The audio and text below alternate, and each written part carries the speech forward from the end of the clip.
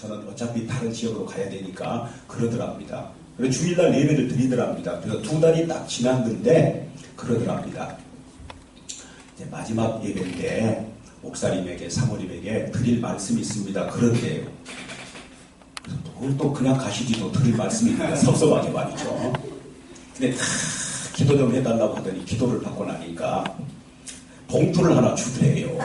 궁금했죠? 봉투를.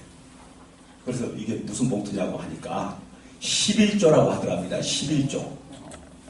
그래서 11조를 여태껏 교회를 정하지를 못해가지고 막 이사 다니고 이러다가 모아놨는데 하나님이 감동을 하셔서 목사님 교회에 내려고 하는데 아무 조건 없이 내려고 하는데 받아주시라고 하더랍니다. 받을까요? 말까요?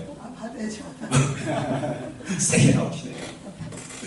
그래서 받았답니다. 그래서 면접에서는 세보지 못하고 간 뒤에 사모님하고 둘이 기대감을 가지고 세봤답니다. 얼마였을까요? 그게 궁금하죠?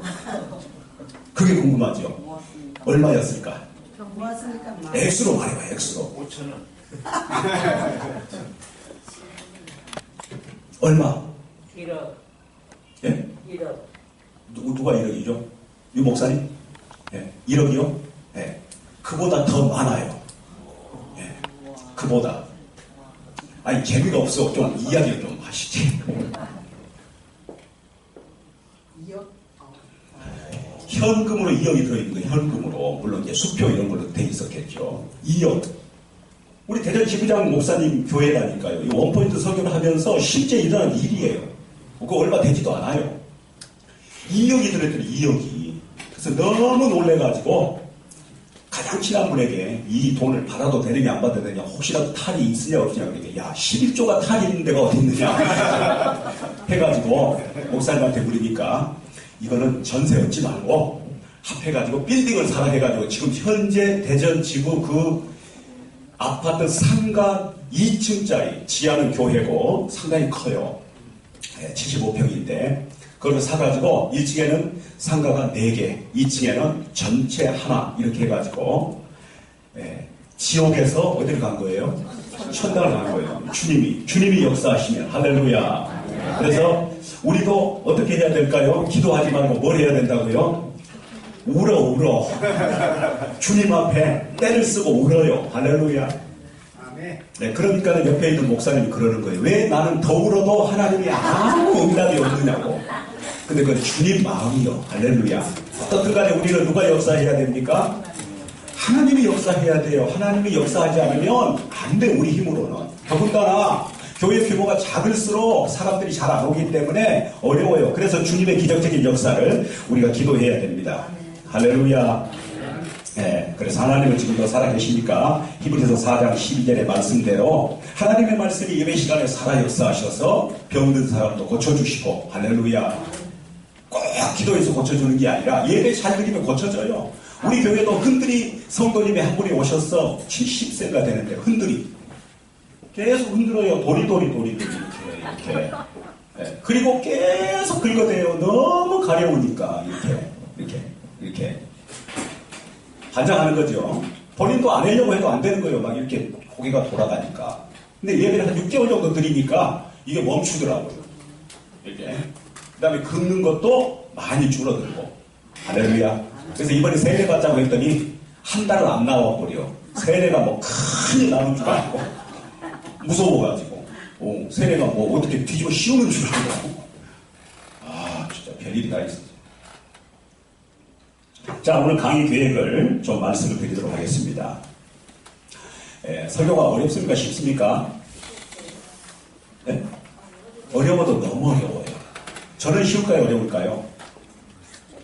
쉽게. 저는 문제가 뭐냐면 시간이 문제예요. 시간이. 설교의 원리를 너무 잘하니까 그거는 쉬운데 시간이 많이 걸려요. 의외로. 물론 아무 즉석 설교하는 경우도 있지만 주일날 난예배 설교는 작성 다 해가지고 해야 되기 때문에 시간이 걸린단 말이죠. 그래서 오늘은 우리들이 이렇게 보도록 하겠습니다. 오늘은 이제 우리가 책에 보면 어디를 중점적으로 하느냐면 31쪽 한번 가보십시다. 31쪽.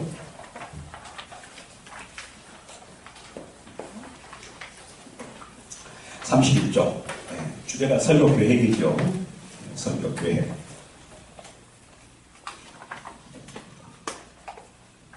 자, 이제 설교를 해결하려면 단계가 이렇게 됩니다. 설교계획을 했으면 그 다음에 뭘 해야 될까요? 설교하려면 가장 먼저 해야 될 일이. 네? 아니죠. 뭘 먼저 해야 될까? 제목을 먼저. 성경 본문. 그렇죠. 목사님, 할렐루야.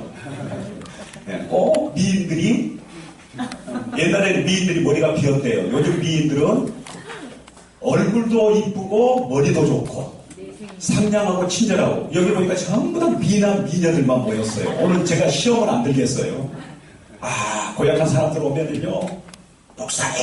해가지고, 막 찔러대고 그래요. 절대 우리는 목회할 때 이런 데 오셔서도 우리가 하나님의 이름으로 모였기 때문에 항상 신앙의 인격과 에티켓을 갖춰야 됩니다. 할렐루야. 네, 그래서 저한테 막 욕하고 그러면 안 돼요. 사기꾼아 막 이렇게 하시면서요. 돈만 처먹는 사기꾼아 막 이렇게 해가지고. 그 목사님이 돌아가셨어. 누구라고는 얘기하지 않겠지만. 설교 계획은 이제 전체적인 이야기고, 실제적으로 우리가 설교하려면 가장 먼저 해야 되는 것이 뭡니까? 본문 선택입니다. 본문 선택. 어려워요? 쉬워요?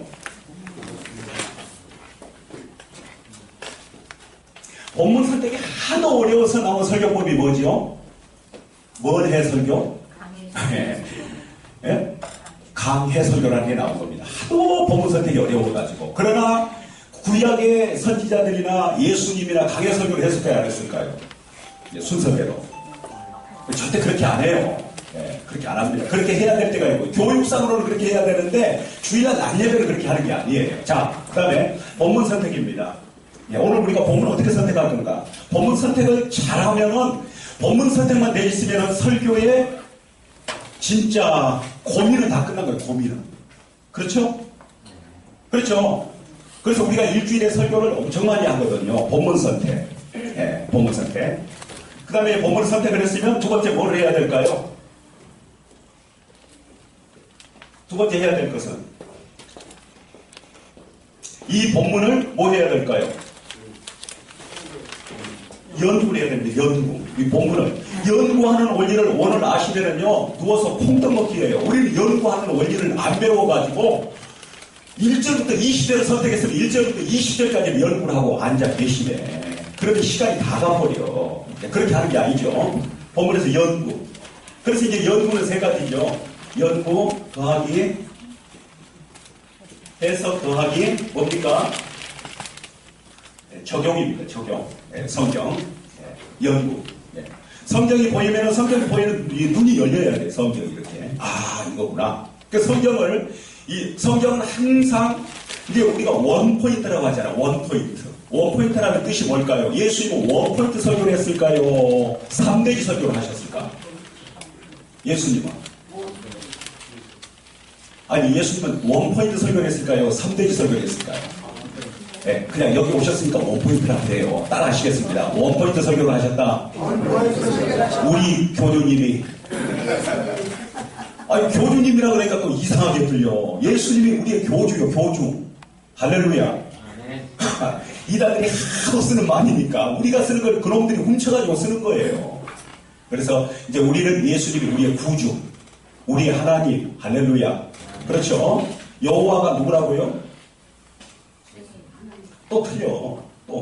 또 헷갈려. 성도들에게 맨날 헷갈려. 그렇죠. 예수님하고 여호와는 같을까요? 다를까요? 같아요. 에이, 틀리겠죠. 여호와는 세고 예수님은 종이고 그런 거 아니에요? 이름만 다르지 같은 분이에요. 할렐루야. 여호와가 예수님이시라니까. 예수님이 여호와고 아버지 하나님이고 그래요. 요한복음이라는 게, 요한복음을 여러분들이 보시면 예수님 하나님은 삼위일체 하나예요. 하나. 아멘.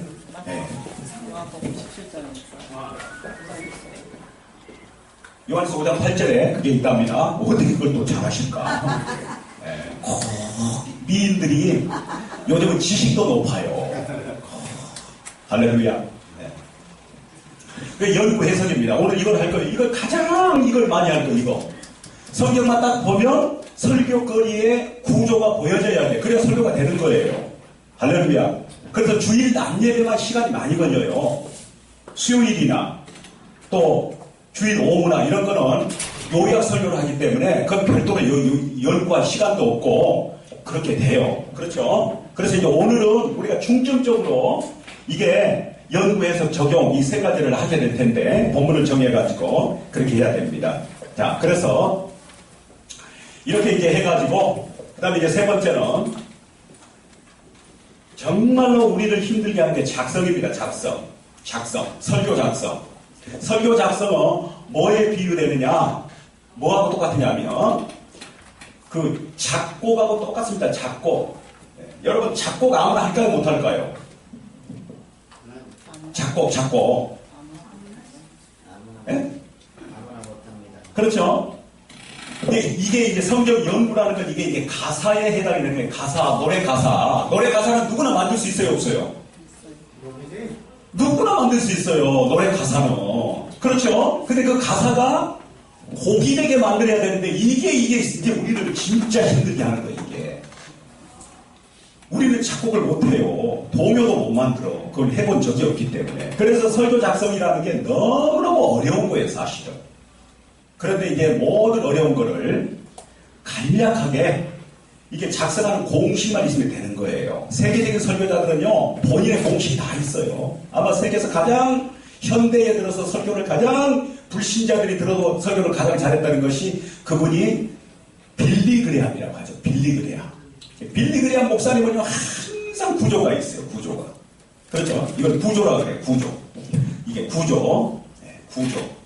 이거를 이제 우리는 공식이라고 합니다. 설교 공식. 할렐루야. 설교 공식이 없으면 안 돼요.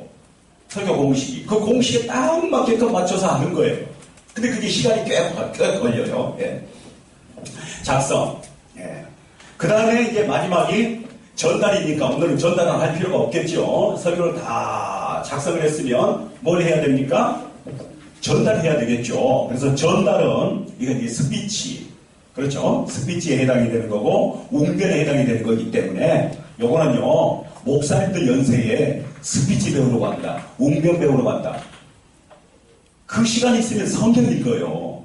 저도 우리 집사람의 명령하다를 해가지고 우리 집사람이 여보 웅변학원에 가 해가지고는 어떻게 해요? 시키면 가야 될까 안 가야 될까요?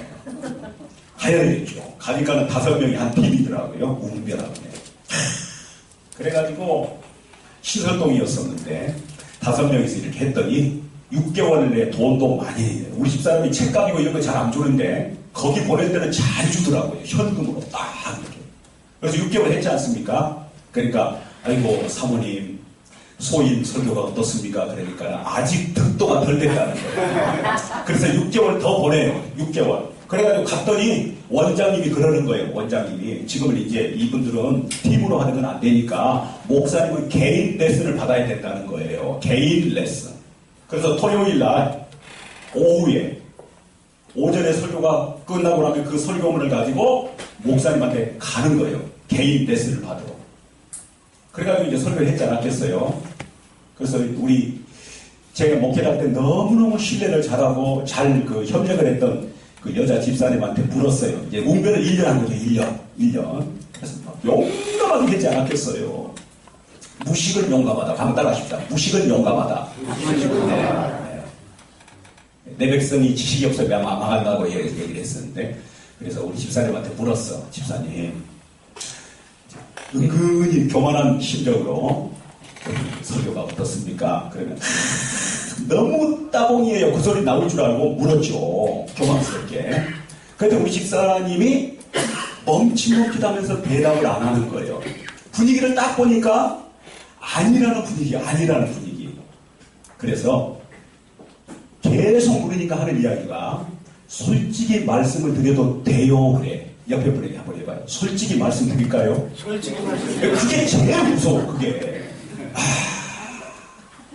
그래서 말씀해 보라고 했더니 옛날 설교가 훨씬 좋아요. 옛날 설교.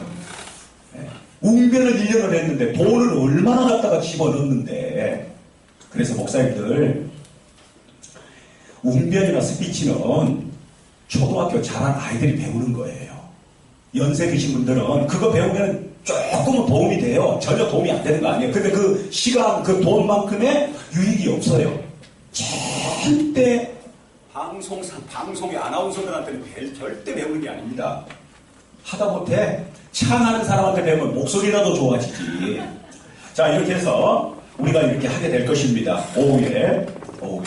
그래서 이제 이 모든 것들은 맨 위에 설교라는 건 계획이 없으면 안 됩니다. 계획이. 자, 하나님은 모든 일을 하실 때 계획을 하실까요? 안 하실까요? 하십니다. 반드시 하십니다. 세상을 만들 때. 우리 목회자들은 설교 계획을 해야 될까요? 안 해야 될까요? 반드시 해야 됩니다. 안에 있으면 그만큼 힘들어요. 그래서 이제 오늘 설교 계획표를 이따가 가실 때 드리게 될 텐데, 이제 설교 계획이라는 거는 이렇습니다. 52주지요. 매주, 한 주간. 그래서 주일 낮, 그 다음에 오후나 저녁, 그 다음에 수요, 그 다음에 어디입니까? 금요, 철야, 그 다음에 구역 예배, 그 다음에 새벽 예배, 이렇게 됩니다. 하나, 둘, 셋, 넷, 다섯, 6개. 6개는 목사님들이 이게 있어야 되는데, 계획표가 있으면 저게 너무 쉬워요. 할렐루야. 아, 수요일날은 뭘 하는 게 좋구나. 언제는 뭘 하는 게 좋구나. 이런 거를 이따 오후에 끝날 때쯤 말씀을 드릴 테니까. 왜 끝날 때쯤 말씀을 드릴까요? 예, 그래도 목사님들이 다 안 갈 줄로 믿겠지만 제가 믿음이 조금 믿어지 못해가지고 그거를 들으시면 굉장히 도움이 돼요. 할렐루야. 예, 정말로 바빠요. 분주하고. 예, 그렇게 해서 오전에는 이렇게 이제 여러 가지로 다방면에 이야기를 하는 걸로 마치고, 그래서 오늘 목사님들이 나의 목회에도 하나님의 말씀이, 하나님이 살아서 역사해 주시면 그게 기적이거든요. 할렐루야. 이렇게 말씀이 기적으로 역사해서 나타나도록 하려면 우리가 성경을 하나님의 어느 본문이든지 그 본문의 키워드 생명이 뭐냐? 하나님의 뜻입니다. 뜻을 찾는 것을 이제 우리가 할 거예요. 할렐루야. 하나님께서 이렇게 원포인트 설교법을 알게 해주셔서 한국교회에 많은 목사님들을 모시고 이렇게 세미나를 개최할 수 있는 기회를 주신 하나님께 감사를 드리고, 그래서 또 연말 연초에는 우리가 한 해 365일 또 52주 설교 계획 세미나를 우리들이 개최하고 있습니다. 제가 설교 세미나를 워낙 많이 다녔거든요. 그래서 뭐 수백만 원 하는 데도 다니고, 또 공짜로 하는 데도 다니고, 또 박사님에게도 다니고, 또 목사님에게도 다니고, 이렇게 다니다가 아무리 다녀도 해결이 안 돼서 하나님 앞에 기도하던 중에 하나님께서 설교 공식이라는 것을 이렇게 해주셔서 그것을 주변에 같이 다니던 목사님들에게 설교 공식을 통해서 설교를 이렇게 같이 나눴는데, 그분들이 자기들에게 그렇게 앞으로 정기적으로 이렇게 좀 해달라고 해서 시작을 하게 됐습니다. 원포인트 설교는 2008년도부터 이렇게 시작이 됐는데요. 그래서 이제 매달 백균형 기념관에서 한 차례 하고, 그 다음에 3개월에 한 번씩 대전에 있는 제일 좋은 교회에서 3개월에 한 번씩 진행하고, 그래서 세미나는 무료이고, 그래서 1인 세미나를 통해서 더 심화적으로 더 강의를 받고 싶어 하는 분들은 3개월 모아가지고 아카데미 과정을 개설하고 이렇게 있는 중입니다. 그래서 매번 설교 세미나 할 때 초창기 때는 뭐 이게 120석인데 120석 앉을 자리가 없고 했었는데, 요즘은 여러 가지로 형편이 어렵고 해서 보통 적당한 분들 모이셔서 이렇게 하고 있습니다. 그래서 지금까지 95차례 했기 때문에 이 세미나를 다녀가신 분들이 의외로 엄청 많다고 봐야 되겠죠. 그래서 앞으로도 하나님께서 허락해 주시는 은사고 재능이기 때문에 건강이 허락하고 시간이 허락하는 한 모든 것을 잘 하려고 이렇게 계획 중에 있습니다.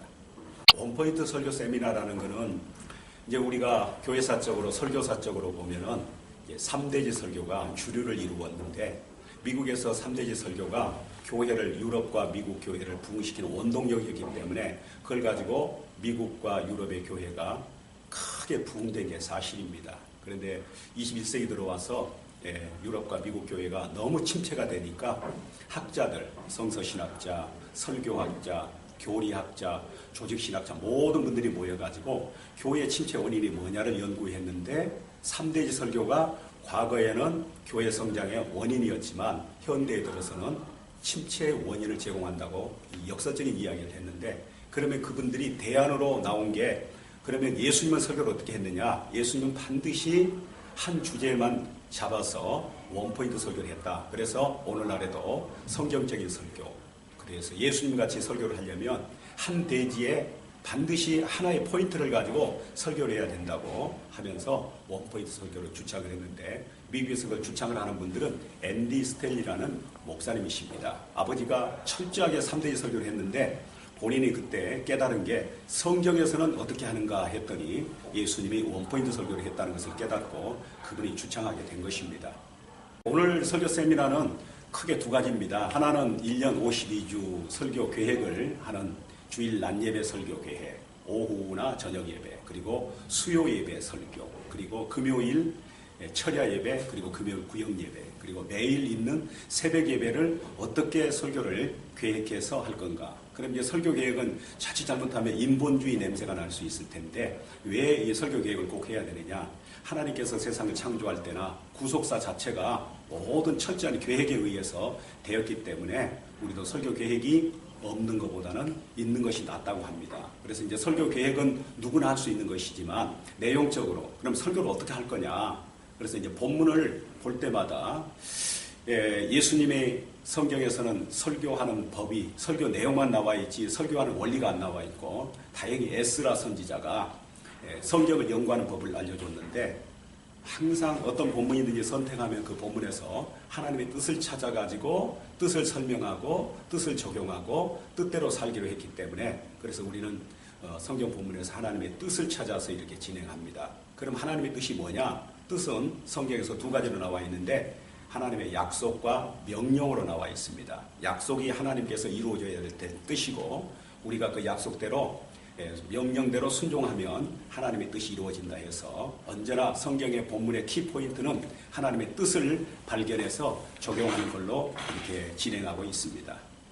성경을 너무 모른다고 해가지고 성경을 이중적으로 지금 준비를 해서 지금 10월 달부터 교육을 하고 있는데 내년부터는 성경 교육을 집중적으로 하려고 하는 건데 성경을 66권 창세기부터 계시록까지 객관적으로 전체를 아웃라인으로 보는 교육하고 그 다음에 장별로 세부적으로 교육을 하고 그 다음에 이제 설교를 할 수 있는 단락별로 설교를 하는 이렇게 3차원적인 성경 공부를 준비하고 있고 그래서 성경 공부가 끝나고 나면 그걸 모아가지고 설교화시키는 이렇게 원포인트 성경 위에 원포인트 설교 이렇게 계획을 하고 있습니다. 그래서 지금 책을 지금 준비 중에 있기 때문에 아마 겨울이 지나고 내년이 되면 나오리라고 이렇게 예상을 해봅니다. 우리 한국교회 목사님들이 예수님처럼 설교하고 에스라처럼 성경을 잘 뜻을 관찰해서 정말로 하나님이 기뻐하시는 설교 그래서 설교할 때마다 예배를 드릴 때마다 하나님이 히브리서 4장 12절의 말씀대로 하나님은 하나님의 말씀을 살았고 운동력이 있고 그렇다고 했는데 어느 곳에든지 설교하면 하나님이 지금도 살아 역사하셔서 병든 자를 고치고 또 이렇게 염려가 있는 자들의 염려를 해결해 주시는 복음의 회복의 역사가 나타나고 구원의 역사가 나타나는 그런 목회자들이 다 됐으면 소망하면서 이렇게 말씀을 전합니다. 앞으로 계획은 목사님들이 이 원포인트 설교 세미나가 와서 들어보시면 참 너무 좋다고 하고 성경적이고 예수님의 방법이라고 하기 때문에 많은 목사님들이 오셔서 같이 이렇게 말씀을 나눴으면 좋겠고요. 또 교회에서 우리나라 목사님들이 대중설교를 가장 힘들어 하는데 낮 예배는 대중설교를 하시고 주일 오후에는 성경 공부를 하시고 수요일은 교리 공부를 하시고 그 다음에 금요일은 기도회 형식으로 이렇게 하시고 새벽마다 장별로 설교를 해서 성경 자체를 가르치는 그런 기회가 주어지면 좋으리라고 기대합니다. 과거에 그 백석교단인데 현재는 대신으로 되어 있습니다. 통합이 돼가지고 그렇게 되어 있고, 저는 이제 백석대학교 그다음에 백석대학원 이렇게 졸업을 했고요. 그리고 서울 남노회 대신 측에 서울 남노회의 노회장을 역임을 했고, 또 각종 부서에서 또 총회에서는 또 감사위원도 했고, 또 각 부서에서 활동을 해서 대외적으로도 이렇게 했습니다. 대부분 성경을 열심히 하는 분들은 대외적인 활동이 없는데, 저는 교단에서나 또 지역사회에서나 이렇게 활동을 했고요. 또 가족으로는 제 아내가 사모가 있고요. 그 다음에 자녀는 큰아들 있고, 둘째 아들만 둘인데, 큰애는 하나님의 은혜로 이렇게 좋은 직장에 들어가서 제 목회를 열심히 돕고 있습니다. 이렇게 인사할 수 있는 기회를 주셔서 감사합니다. 아무튼 우리는 예수님을 믿고 하나님을 믿는 사람들이고 또 성경을 믿는 사람들이기 때문에, 우리가 교회 생활이나 신앙 생활이나 세상에서 살아갈 때 모든 삶의 기준, 신앙의 기준이 성경적으로 이렇게 살았으면 합니다. 그래서 내가 어떤 일을 할 때도 이게 성경에서 금하는 것이면 좋아도 금하시고, 또 내가 어떤 일을 하기 싫어도 하나님의 말씀에서 이걸 하라 하면은 하기 싫어도 하는 그런 말씀에 순종하고 하나님께 순종하는 그런 사람들이 되면은 좋으리라고 봅니다. 그게 아마 말씀대로 사는 게 종교개혁 아니겠습니까? 내년에는 종교개혁 500주년이라고 하는데, 우리도 말씀으로 개혁해서 인본주의가 아니고 세속주의가 아니고 경험주의가 아니고 신앙주의, 말씀주의로 살았으면 합니다. 저도 그렇게 열심히 살도록 힘쓰겠고, 여러분도 말씀대로 살기를 축복합니다.